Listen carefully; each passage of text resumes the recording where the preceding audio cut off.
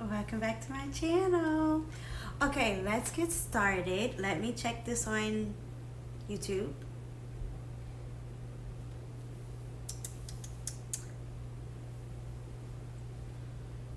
We should be live. Oh, they're using my little banner thing in my live. Oh, they always do that when they don't upload my picture. So that's so nice. Okay, excuse the playback. In my live. Yeah, because they used to show my old banner before. Okay, so.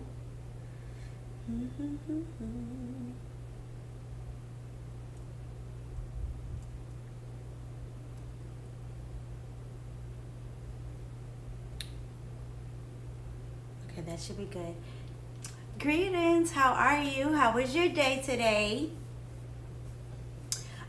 Okay, so yes, my name is Tiana. I do all kinds of things on this channel. Following my micro-Loc journey is the biggest thing, but we do other stuff too, like singing, sewing, DIY projects. If any of those things interest you, don't forget to give me a thumbs up on this video and to subscribe if you're not already subscribed. But if you are subscribed and you gave me a thumbs up, thank you so much. All right, let me get this started because we're almost done this video. I mean, this book, I feel like I say this all the time, but I promise we are really for real, almost done. So we're finally on the part that tells you step by step what to do. And last time we were on here, we talked about, well, we started with the O'Hara method, going step by step. So we're just going further into that. Last time we gave you 5, 6 different things that you could do. And so now she's going to talk about different modules 1 and 2, and you kind of decide how you want to use them or what you want to do for your hair growth journey. So for module 1, it says internal growth module 1. This is where the real magic happens because growth starts from what enters your mouth. So in the title, in the chapter titled Hair Growth on Overdrive, which we did read already, how to kick your hair growth into overdrive. So hopefully you can find that video if you're interested. But I don't know if I put all of these into a playlist yet, but they should be. I don't even know what it's called. Hair growth something. I should have a playlist with all of these so that you can go through the playlist and see it. But Hair Growth on Overdrive is a good chapter. And in that chapter, she says she broke down all the ingredients that promote growth, strength, as well as elasticity, and talked about why that's important and why you would want to do that. So at the core of this growth challenge is protein. And you could choose a regular whey protein powder mix, or if you're vegan, you could choose a plant-based protein powder. But using the ingredient list, allow it to guide you in selecting a hair vitamin or any combination of herbs which were suggested. Okay, so for the first module, it's just 2 very simple things. 1, make sure you get plenty of protein. So like we said, check out the chapter we read on hair growth on overdrive because we talked about protein. But you also can use like a protein powder mix to get your protein in there, and then also having a hair vitamin or herb, something else to help you. So of course, hair starts from good hair, and hair growth starts from the inside. So if you add protein, your hair is made up of that protein. So the more protein you have, the better for you. And of course, if you add something on the inside that promotes hair growth, such as an herb or something from one of those things that we listed in the chapter, you can use that, and that will help you with hair growth as well. So now we get into the part with length retention, and this is called Daily Hair Treatment Growth Retention, Module 2. So the first one's very simple. This is Module 2. So this one's a little bit more complicated, and I think this is more of the one that my sister and I did years ago. Step 1, choose a really good protective style. This style should be one that requires minimum manipulation and one that does not require redoing more than once or twice a month. So whatever style you choose, you want to choose one that you can keep in for a good 4 weeks and it not be a real problem for you. So kind of go through it and see which ones are best. But you also want to do one that you don't have to manipulate as much either. So you're more able to kind of just wake up and go. For me, And I think for my sister, we did try a couple of a flat 2-strand twist because that helped out. Hey Dad, how are you? Greetings, Sister Carolyn. How is everybody doing today? But yes, you do want to try one. So we tried the flat twist, and that was kind of easy because that's kind of one where you wake up and go. And then it also depends on your hair type. Like for me, if I was a loose natural, I could not do mini twists as my protective style because taking it out would require, it would be very hard because my hair would start tangling a lot and mixing up with each other a lot. And if I wet it, it would get even worse. So that wasn't a good one for me. I could do as a protective style chunky twist or flat 2-strand twist. That was a good one for me. So kind of decide on your hair, and then there was a chapter on protective styles you can go back to. So some examples, she does list cornrows or, like I said, flat 2-strand twists because they last for a long time. And then if you're someone like me and you wear a lot of scarves, then you just keep it underneath your scarf. It's not even something you have to show, but you keep it nice and moisturized. That's important. Otherwise, you're defeating the whole purpose if you just have them in and you don't keep it moisturized. A loose bun. This style is great if you do not like having your hair in 2-strand twists or something like that. But it is also choice if your hair is at least mid-length, and keeping it in a bun does not put pressure on your hairline or on securing it into a bun. So again, consider your hair type. For me, with extra curly hair, a bun is not a good protective style for me because I would have to pull my hair way too tight to get it to go back into a bun. And that's if I was a loose natural. Now, having locks, I could probably get away with the bun. Maybe, but it also depends on the length of your hair, because if your hair is not at least mid-length and you're pulling it back into a bun, then it could be that you're tying the bun tight on where your hair ends. So for example, okay, let's try this one.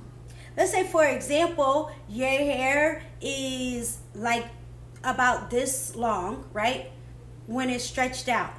If I take this piece of hair and pull it into a bun, the moment it goes into a bun back here, the ends of it will be the part that the bun is holding on to, and that wouldn't be a good thing because these ends will be getting broke off. So do consider the length of your hair, because if it's not to a point where it's long enough to actually fit into a bun, that wouldn't be a good style for you. And if you have extra curly hair, that's probably not a good style either, because you're gonna have to really stretch your curl to get it into a bun. So consider your hair again if you choose a bun as your protective style.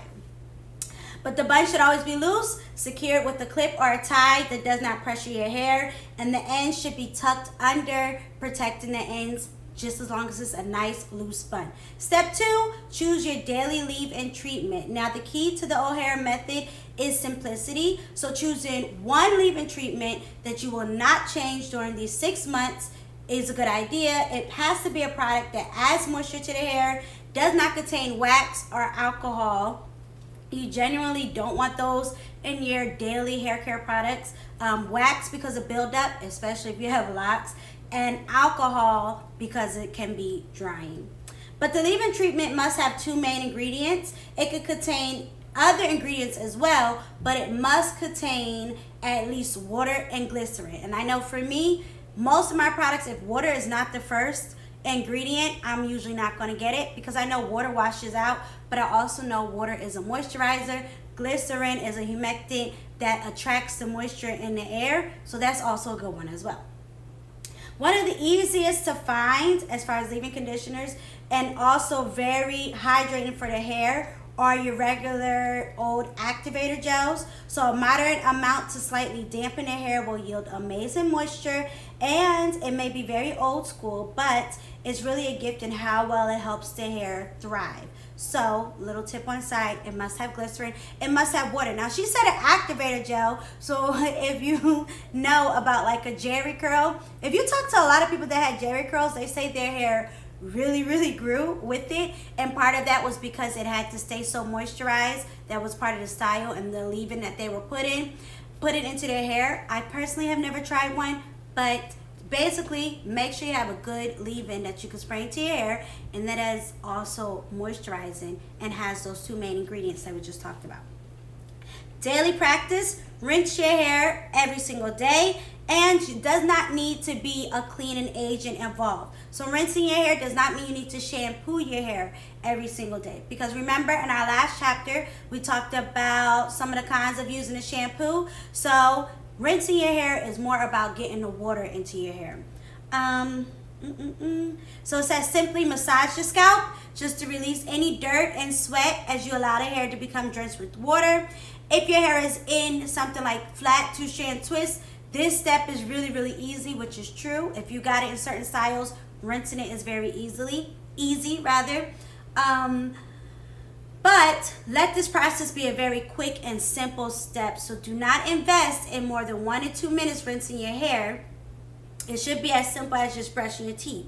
All you're doing is wetting your hair as you get into the shower. So if you take your daily shower, whenever you take it, go ahead and rinse your hair. Hey mom, you know my iPad is not up to date because 2 of your emojis are coming in as question marks. I always gotta update something. That's all Apple do is updates. But okay, so you want it to be really quick. You don't want it to be stressful, but you just want to get your hair wet every day. There is a difference though between spraying your hair every day and letting running water go through your hair and your scalp every day. So if you think you're gonna phone it in and you're gonna try to just spray your hair every day, it's not the same as rinsing it every day and letting the water kind of cleanse it for you. So if you do want to try this regimen, you want to actually wet it and let it get rinsed every single day. Towel dry your hair so that it's slightly damp. Follow up with your moisturizing leave-in conditioner that we just talked about.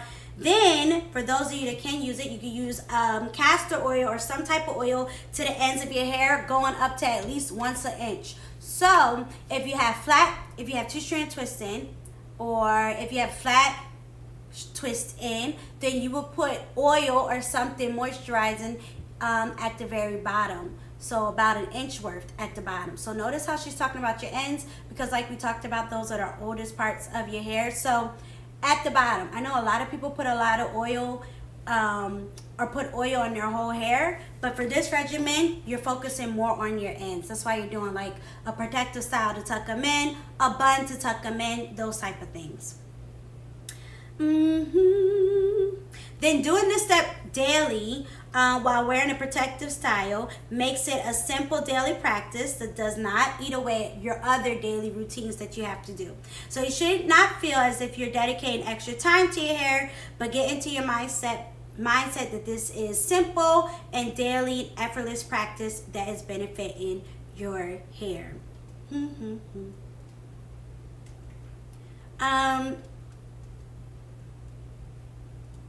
I'm reading over this next part. Hold on.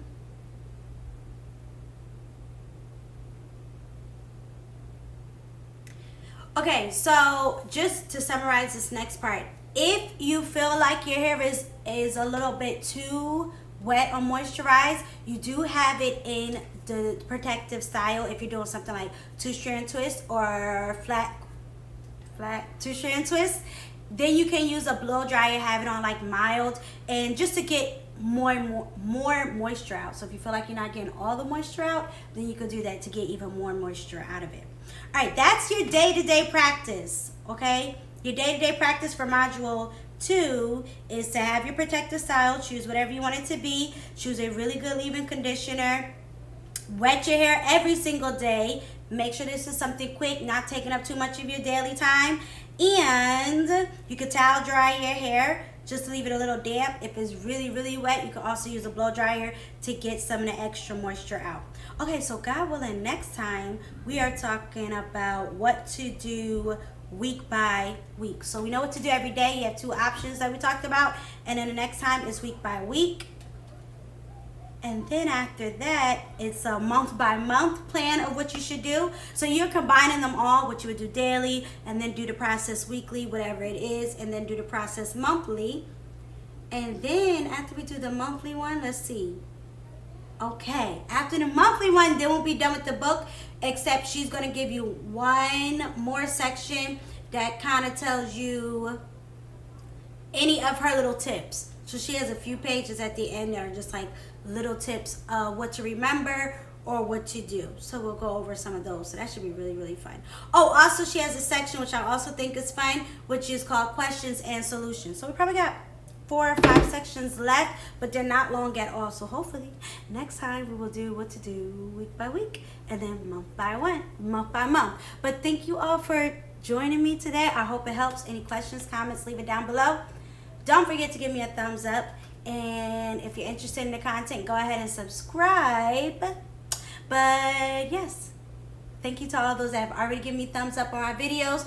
They'll watch my videos. I know a lot of people watch. They tell me all the time, and you might not comment. So thank you to all of you. And until next time, adios.